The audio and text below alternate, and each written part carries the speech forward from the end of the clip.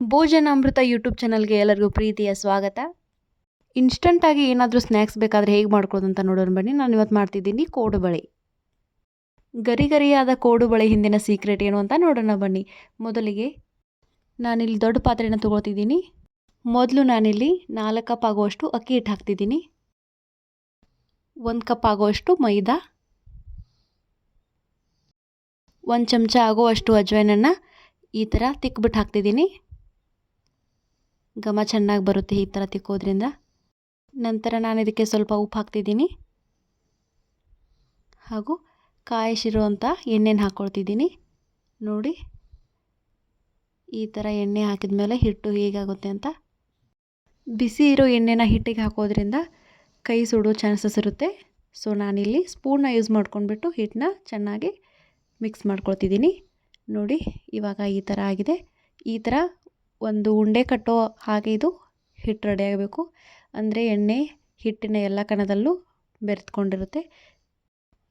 ಇವಾಗ ಒಂದು ಮಿಕ್ಸಿ ಜಾರ್ಗೆ ಹುರಿದಿಟ್ಕೊಂಡಿರುವಂಥ ಪುಟಾಣಿಯನ್ನು 1 ಕಪ್ನಷ್ಟು ಹಾಕ್ಕೊಳ್ತಿದ್ದೀನಿ. 10 ರಿಂದ 12 ಆಗುವಷ್ಟು ಒಣಮೆಣಸಿನ್ಕಾಯಿ ಹಾಕ್ತಿದ್ದೀನಿ. ಹಾಗೆ ಒಂದು ಹಿಡಿ ಆಗುವಷ್ಟು ಬೆಳ್ಳುಳ್ಳಿನ ಸಿಪ್ಪೆ ತೆಗೆದು ಕ್ಲೀನ್ ಮಾಡಿ ಹಾಕ್ಕೊಳ್ತಿದ್ದೀನಿ.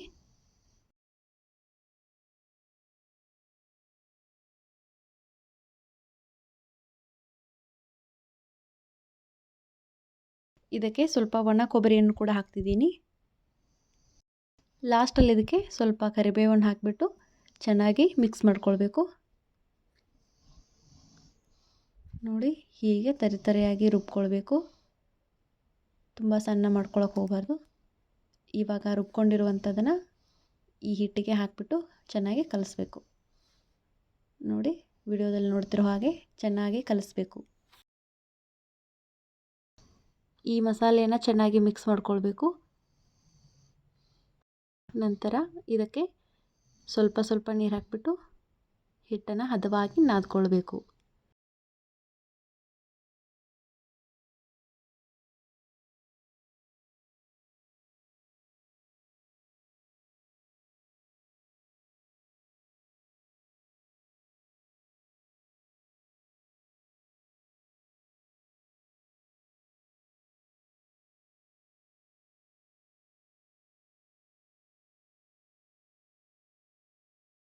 ಇನ್ಸ್ಟಂಟಾಗಿ ನಿಮಗೇನಾದರೂ ಸ್ನ್ಯಾಕ್ಸ್ ತಿನ್ನಬೇಕು ಅಂತ ಅನಿಸಿದರೆ ಈ ರೀತಿ ಕೋಡುಬಳೆಯನ್ನು ಮಾಡ್ಕೊಳ್ಳಿ. ಇದು ಕೇವಲ 10 ನಿಮಿಷದಲ್ಲಾಗುತ್ತೆ.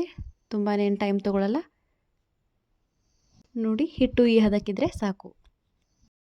ಇವಾಗ ಕೋಡುಬಳೆ ಶೇಪನ್ನು ಹೇಗೆ ಕೊಡೋದು ಅಂತ ನೋಡೋಣ ಬನ್ನಿ. ಮೊದಲಿಗೆ ಚಿಕ್ಕ ಚಿಕ್ಕ ಉಂಡೆಗಳನ್ನು ತೊಗೊಂಡ್ಬಿಟ್ಟು ಅದನ್ನ ಉದ್ದುದಕ್ಕೆ ರೋಲ್ ಮಾಡಿ ಫಸ್ಟು ಮತ್ತು ಲಾಸ್ಟ್ ತುದಿನ ಪ್ರೆಸ್ ಮಾಡಿಕೊಂಡ್ರೆ ಆಯಿತು. ನೋಡಿ ಯಾವ ಥರ ಕೋಡುಬಳೆನ ನಾನು ರೆಡಿ ಮಾಡ್ಕೊಂಡಿದ್ದೀನಿ ಅಂತ. ಇವಾಗ ನೀಟಾಗಿ ಒಂದೊಂದಾಗಿ ಕೋಡುಬಳೆಯನ್ನು ಫ್ರೈ ಮಾಡೋಣ ಬನ್ನಿ.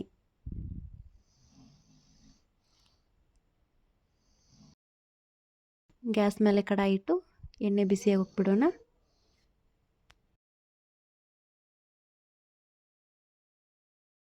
ನೋಡಿ ಇವಾಗ ಎಣ್ಣೆ ಕಾದಿದೆ. ಹಾಗೆ ಈ ಕಡೆ ನಮ್ಮ ಕೋಡುಬಳೆಗಳು ಕೂಡ ರೆಡಿಯಾಗಿವೆ ಅವು ಫ್ರೈ ಆಗೋಕ್ಕೆ.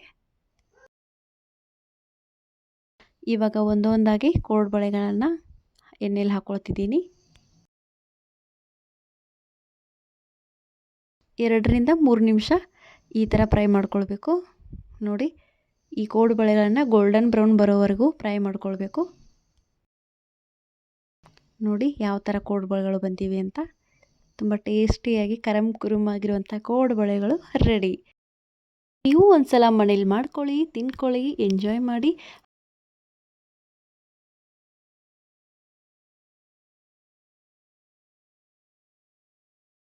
ಈ ಕೋಡುಬಳೆ ರೆಸಿಪಿ ನಿಮಗೆ ಇಷ್ಟ ಆದಲ್ಲಿ ಲೈಕ್, ಶೇರ್, ಕಮೆಂಟ್, ಸಬ್ಸ್ಕ್ರೈಬ್ ಮಾಡೋದನ್ನು ಮರಿಬೇಡಿ.